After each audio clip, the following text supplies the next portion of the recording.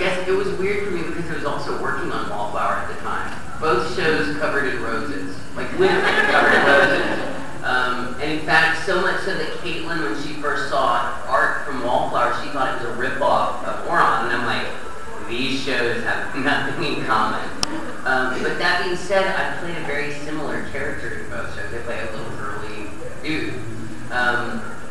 I knew, like I said, I had someone that had watched it very crappily, illegally, from downloading it.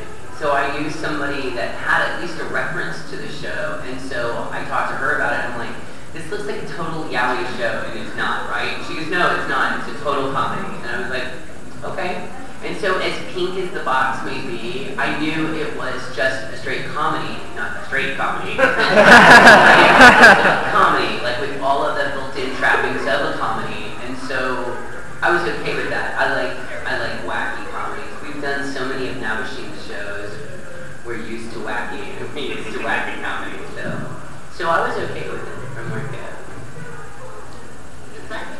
Yeah. If you guys could change anything about the Host Club, what would it be? Tamaki. In that show. He'd be gone. We'd make him our janitor. I don't know. I want more themes, and I like the theme days. You know, everybody dressing up like Japanese warriors and samurai. I like the themes. But if I could have two changes, I would make Honey our mascot. Yeah. It's a little creepy that Honey's a host. Yeah. He's 18. Honey looks like a little child. But we would dress Honey up in a Usa-chan costume, and he would be our mascot. I love the episode when you get Honey's backstory. Yeah. And I love Aaron Dismuke as Honey's older brother. Younger brother. Is hysterical. Because that's just Aaron Dismuke being himself. That really is just Aaron. He's not acting. It's so funny. It's so funny. If you meet Aaron Dismuke, call him midget because he's only about 8 feet tall. He's taller than Travis Willingham. Literally, he's like, but hello. So I call him midget. He's all grown up. He's funny. Who's got? Yeah.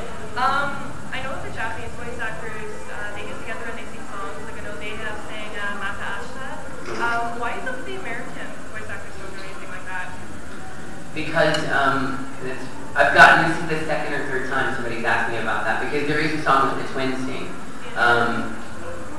One, the royalties to those songs are not wrapped up in the same royalties that the show's rights are, so it would be a separate licensing process. And two, we really don't do a lot of music ventures because there's no money to be made in them. And as sad as that sounds, because it could be just some little fun extra thing, usually music royalties are pretty expensive. And we know that as soon as it's released in one place, somebody will just YouTube it or BitTorrent it, and it's not worth it. Because it's a lot of work that goes into it just to have it stolen over and over and over again. So that's kind of, most of you that have talked to me about Beck, we have a soundtrack that we recorded for Beck, but it'll never be released for royalty and copyright issues. So it'll be fun. Definitely most of us sing. Like I don't know many voice actors that don't sing because we have a performance background. So we could do it. This one's got a banging singing voice, but you only ever see it like if you're lucky enough to see her on stage, or maybe we can sing once in a blue moon in a show. Yeah, she sings the opening for Hello Kitty. Really hot. She was Hello Kitty. But in Japan, it's really like their licensing rights, copyrights. They start there, and they're a lot more lackadaisical. It's like we came with the problem with the speed grabber. Like in Japan, they used Duran Duran's Girls on Film for the opening, and it was so freaking awesome. The animation was actually done for that song. At one point, there are words spinning, and it's words from the song. So, but in the States, you can't just stick Duran Duran on your DVD. You have to get in touch with Duran Duran and pay them hundreds of thousands of dollars to use that song, and unfortunately we couldn't do that, so we had to do it totally different. Because Duran Duran's licensing for a television program in Japan is different than their licensing for a television program in the States, just because in the States they're thinking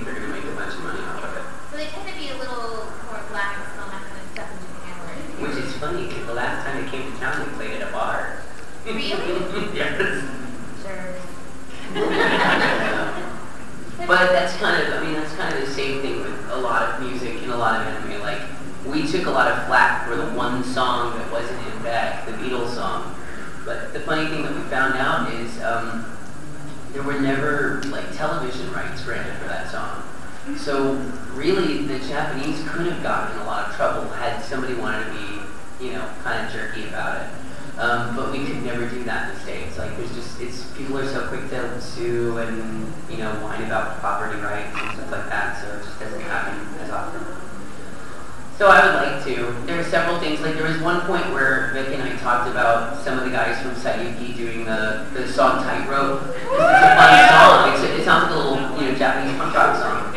And, but getting the music and getting the rights to it and then trying to release something like that is next to impossible. So it's just hard. It would be fun. Even getting the voice actors together, we all have such weird schedules. Yeah. Getting us all in the same room.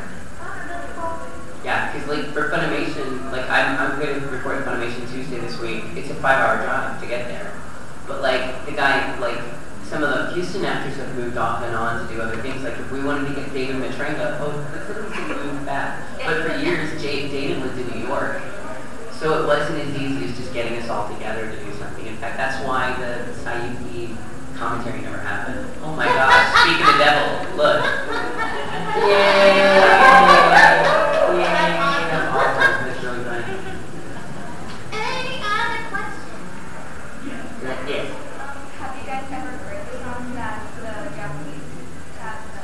I've heard, not for this show, because the only way I could hear it is through an illegal source. I don't have a way of acquiring any CDs that have those songs on it. But I have heard the drama CDs and some of the songs that the casts of Sayuki and what was the other show that had really funny, like, outer music that had nothing to do with the show, but it was the characters singing really good songs. And I've seen that, but I've not heard any of the Ouran stuff. But I mean, if I wanted to, I could. I just have a pretty big line in the sand as far as listening to things or watching things illegally. And unfortunately, that's the only way you can see a lot of the Ouran stuff. So, you know, I just won't do it. I've never I was like, okay. Who's got a question? Yeah. You don't have the early excuse anymore. Yeah, I know, we all have like 20 more minutes. 20 minutes! We can ask you guys questions. Go for it. Yeah, there you go. If you have a question to ask yourself, what would you ask? Good question. I don't know. It's your job. What would you want us to ask you? Michael, why are you so awesome? I don't know. That's your job, guys. We like interesting questions, but we also like random weird questions too. We're pretty random. Oh, I said random. She's like, oh, I've got one. I love it, yes.